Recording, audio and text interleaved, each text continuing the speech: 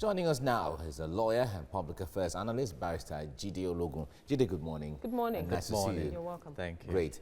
Now, there has been much talk about the issue of punishment or prosecution of election violators, or electoral violators, as the case may be.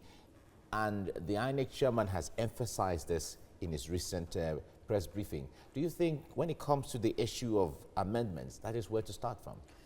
It's a good move, but having said that, the one we operate now has penalties for electoral offenses. So how well have we done in implementing them?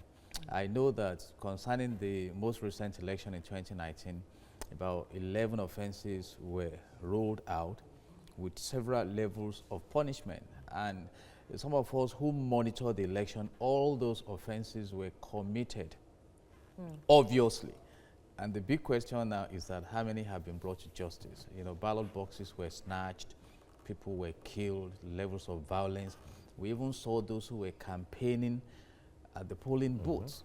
All right, so it's about implementing the laws. But talking about this now, I think there's a critical issue that is being considered if we are willing to implement, which is, you know, punishing electoral offenders. If you are worried about the level of violence attached to our elections now and the level of fraud and forgery, and I think it's a great way to start. And also there is this introduction of the relevance of technology. Yes. It will help us really. So we need to look at that to simplify the processes. Then there is inclusiveness. Yes. The marginalized, the physically challenged, the women, gender sensitivity. And if we go ahead and amend, it's important, but it's more important that we implement the amended laws. Well, I'll pick my question from that angle because, like you have rightly pointed out, some of the things that is being raised by the INEC chairman are already present, you know, in what we run as we speak. And so it has brought about the question of our commitment towards seeing these reforms and having them entrenched. Does it show that we are not, so to speak, seemingly committed to seeing these reforms that we are actually championing for? With the results on ground, we've not been committed to implementing our laws. And it's as bad as not having the laws. Because I recall an American president who came to office and addressed the people that, hey, we're going to reduce the number of laws we have and ensure that we implement the ones we retain. So it's in implementing. Look at some of the recent cases, like in the case of Bayelsa. Obviously, even up to the Supreme Court level, it's been established that forgery was involved. But have we gone towards prosecuting the accused? And in the criminal justice value chain, there must be thorough investigation, diligent prosecution, and a committed judiciary. So if we don't implement these laws, then politicians will just assume that I can't do anything. And we need to cleanse that environment to deliver it from the stampede scenario that we have now. And I think that is the intention of INEC and the major stakeholders. But my position is that it doesn't matter the number of laws you have. If you don't implement them, it's as bad as you don't have. So when the INEC chairman talks about the issue of legal framework, in that regard, what would you see? Because from what a lot of Nigerians will share your perspective as to, it's not about all the amendments per se. It's about the commitment to the laws already that we have. But beyond the laws that we have, and it's talking about seeing how we can make 2023 election a little more, at least reflect the minds of people. What area do you think that should really see to that amendment? I think we should really emphasize the use of technology. Okay. I belong to some professional organizations, and I can tell you for years, for example, in CIPM, we do e-voting, and it's so seamless and fluent that right from your office, you can vote. Even on the day of the AGM, there's no, you just go to the back of the hall at your convenient time and you vote. And of course, we have the VBN in the country. We have different technological platforms that we can harness to create a fluent electoral process in the country. But when you bring in the concept of desperation from politicians and their manipulative tendencies, you know that even when this technology is out to help us, they will suppress it. All right? So it depends on the values we are trying to create. If we have now decided to migrate and join the world, because as we sit here right now, some countries are already at the level of artificial intelligence in managing their resources and their processes. So when you talk about legal framework, it's just like you are drawing an architectural design. So how you build is important. So we must just decide to give governance the right place of importance in our considerations rather than just... So invariably what you're saying is perhaps the political elites are the challenge and not the laws in itself. Yeah, they are, but they can be regulated by the law.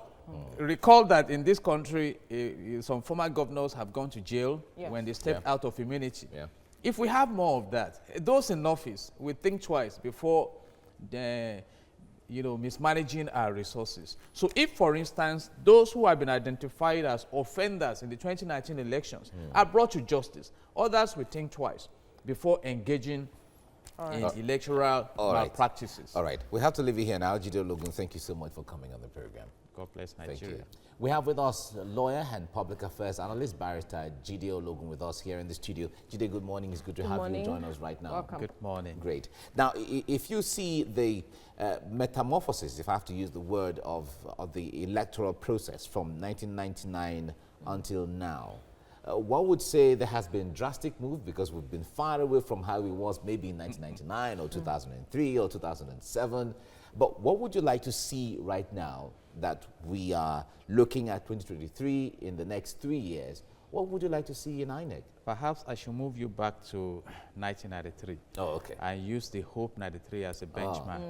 When we had the option A4 that reflected the true spirit of democracy.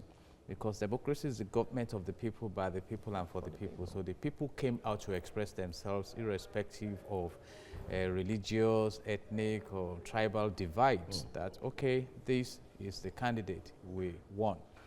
But somewhere along the line, all in history, that result was not conclusive, was annulled.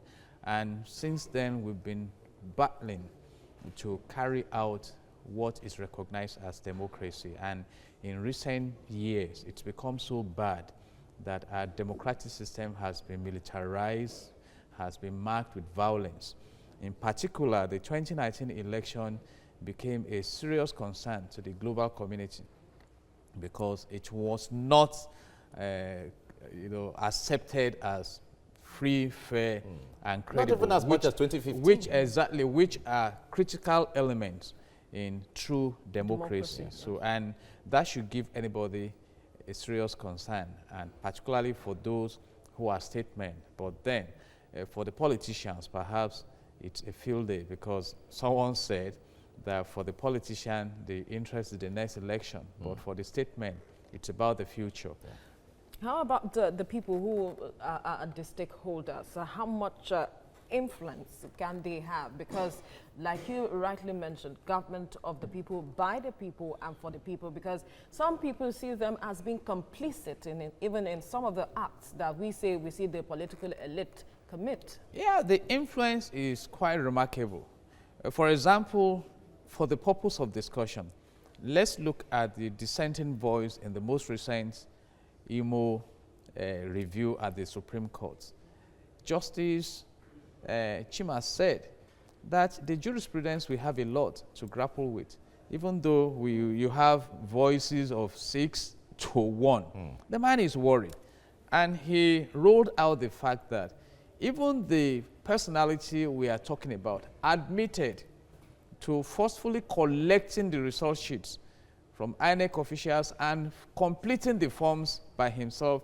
He also expressed the concern of bringing results from 388 polling booths without declaring the results of issues that are not just challenging the electoral processes, but our judicial system also. So we need to balance all this. And the whole essence of the electoral process is to set up a governance structure that will enhance the fortunes of the people. And right now, the United Nations is already running with the Sustainable Development Goals that will be evaluated in year 2030.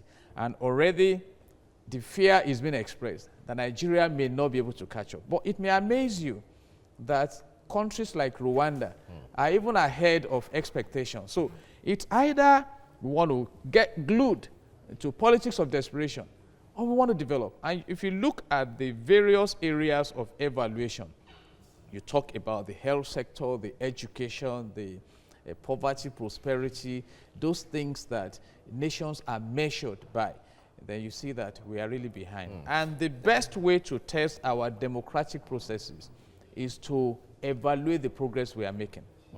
All right, and now one other area that is being proposed for review in the Electoral Act is the delimitation of constituencies. I wonder how important that is. You see, it's not the elements you bring under review, but the will to do the right thing. I'd like to make reference to the fact that you look at the UAE, for instance. Are they even practicing democracy? I mean, let's ask the real question. Religion is not hindering them from moving forward.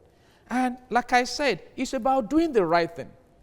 Whatever you decide that should be the measure, then you abide by it. But you see things being manipulated depending on who has the highest level of influence. And if we continue to operate that way, it will take us a longer time to get to our destination. And I just want to finally advise again, as an advocate of good governance, that the government should go back to Chapter 2 of the Nigerian Constitution and implement 40% of what we have in Chapter 2 of our Constitution, 1999, as amended. And it will amaze the government how Nigerian can rise and shine. So it's not about all these reviews, but about deciding to do the right thing. It's a deliberate thing. All right. Thank you very much, Jide Ologun. Thank you so much for your time.